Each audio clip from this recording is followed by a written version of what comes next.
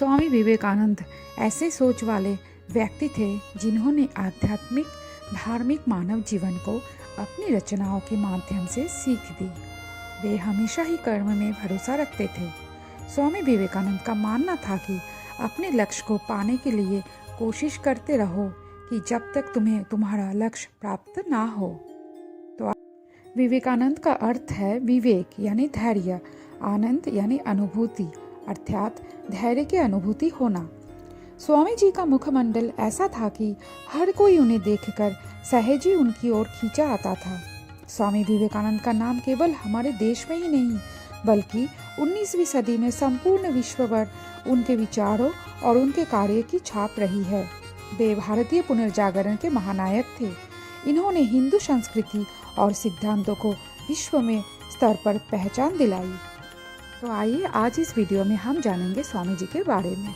और दोस्तों, अगर अब तक मेरे इस चैनल को सब्सक्राइब नहीं किया है तो ज़रूर सब्सक्राइब कर दीजिएगा और लाइक और कमेंट ज़रूर करके बताइएगा कि वीडियो कैसी लगी है।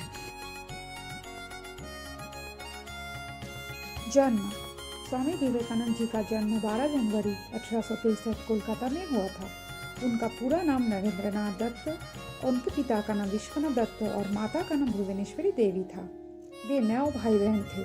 स्वामी विवेकानंद को घर में सभी भीले कहकर पुकारते थे। विवेकानंद के पिता कोलकाता हाई कोर्ट में प्रतिष्ठित और सफल वकील थे, जिनके वकालत के काफी चर्चा हुआ करते थे। उनकी अंग्रेजी और फारसी दोनों भाषाओं पर अच्छी पकड़ थी। स्वामी विवेकानंद के माता, जो कि एक धार्मिक विचारों वाली महिला थी, उन्हें धार्मिक ग्रंथों जैसे रामायण और महाभारत का अच्छा ज्ञान प्राप्त था। उनकी माता साथ ही एक प्रतिभाशाली और बुद्धिमान महिला भी थी, जिन्हें अंग्रेजी भाषा का ज्ञान भी था। अपने माता पिता की अच्छी परवरिश और संस्कारों के कारण अपने जीवन में उच्च कोटि की सोच मिली। उनका मानना था कि अपने लक्ष्य को पाने के लिए कोशिश करते रहो जब तक वो तुम्हें लक्ष्य प्राप्त ना हो जाए। शिक्षा। स्वामी जी भारतीय पारंपरिक संगीत में निपुण थे। वे हमेशा शारीरिक योग, खेल और सभी गतिविधियों में भाग लेते थे। उनके हिंदू धर्म ग्रंथों में भी बहुत रुचि थे, जैसे वेद, उपनिषद, भागवत गीता, रामायण, महाभारत और पुराण। उनको प्रेसिडेंसी कॉलेज की एंट्रेंस परीक्षा में प्रथम स्थान लाने वाली विद्यार्थी बने। स्वामी विवेकानंद ने 1881 में ललित कला की परीक्षा पूरी की। वहीं से उन्होंने 1884 में कला विषय से ग्रेजुएशन की डिग्री भी ली। फिर उन्होंने वकालत की पढ़ाई शुरू की। 1884 में स्वामी विवेकानंद जी के पिता की मृत्यु हो गई थी।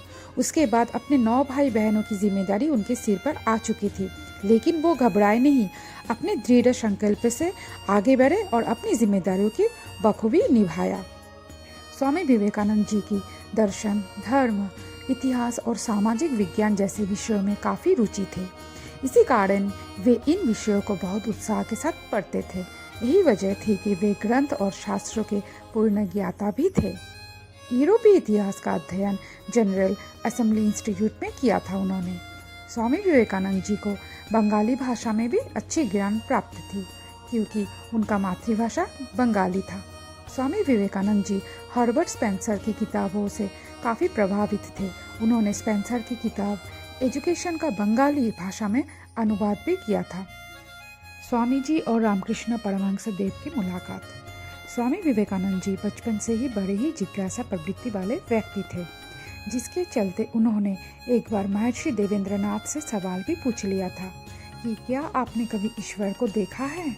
स्वामी जी के इस सवाल से महर्षि जी को आश्चर्य हुआ और उन्होंने स्वामी जी के जिज्ञासा को शांत करने के लिए रामकृष्ण परमहंस के पास जाने की सलाह दी। इसके बाद स्वामी विवेकानंद जी ने रामकृष्ण परमहंस को अपना गुरु मान लिया और उन्हीं के बताए मार्ग पर चलने लगे। विवेकानंद जी रामकृष्ण परमहंस से इतने प्रभावित हुए कि उन्हें मन ही मन अपने गुरु के प्रति कर्तव्य निष्ठा और श्रद्धा बढ़ती चली गई। 1885 में रामकृष्ण परमहंस को कैंसर से पीड़ित हो गया, जिसके बाद विवेकानंद जी ने अपने गुरु की सेवा की। इसी तरह उनका रिश्ता और भी गहरा होता चला गया। रामकृष्ण जी की मृत्यु के बाद नरेंद्र बड़ानगर में रामकृष्ण संघ की स्थापना की। बाद में इसे रामकृष्ण मठ का नाम दिया गया। रामकृष्ण मठ की स्थापना के बाद नरेंद्रनाथ जी ने ब्रह्मचर्य त्याग का व्रत किया और वे नरेंद्र से स्वामी विवेकानंद हो गए। भारत भ्रमण। 25 साल की उम्र में ही उन्होंने गेरुआ रंग धारण कर लिया था और इसके बाद वे भारत की पैदल यात्रा पर निकल पड़े। पैदल यात्रा के दौरान उन्होंने आगरा, अयोध्या, वाराणसी, वृंदावन, अलवर समेत कई जगहों पर गए। यात्रा के दौरान उन्हें जातिगत भेदभाव जैसी कुरीतियों का पता चला। उन्होंने उन्हें मिटाने की कोशिश भी की। 23 दिसंबर 1892 में स्वामी विवेकानंद कन्याकुमारी में 3 दिन तक गंभीर समाधि में रहे। यहाँ से वापस लौटकर वे राजस्थान पहुँचे। अपने और गुरु भाई स्वामी ब्रह्मानंद और तुरानंद से मिले। योगदान। 30 वर्ष की उम्र में स्वामी विवेकानंद जी ने अमेरिका के विश्व धर्म सम्मेलन में हिंदू धर्म का प्रतिनिधित्व किया। गुरुदेव रविंद्रनाथ जी का कहना था कि अगर किसी को भारत के बारे में जानना है तो उनको पहले स्वामी विवेकानंद को जानना चाहिए।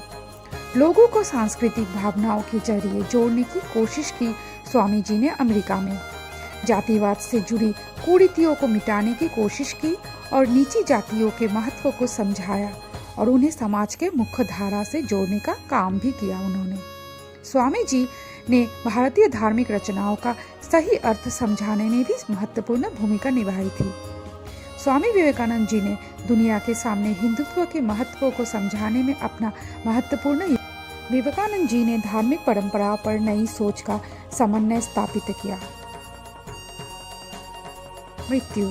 4 जुलाई 1902 को स्वामी जी महासमाधि में लीन हो गए थे, लेकिन उनके शिष्यों के माने तो स्वामी विवेकानंद जी ने महासमाधि ली थी। उनकी मृत्यु नहीं हुई थी। उन्होंने अपनी भविष्यवाणी में कहा था कि वो 40 साल से ज़्यादा जीवित नहीं रहेंगे। इस महान पुरुष का अंतिम संस्कार गंगा नदी के तट पर किया गया था। मात्र 39 साल की उम्र में ही उनकी मृत्यु हो गई थी। ऐसे व्यक्तित्व वाले महापुरुष को मेरे शत शत नमन।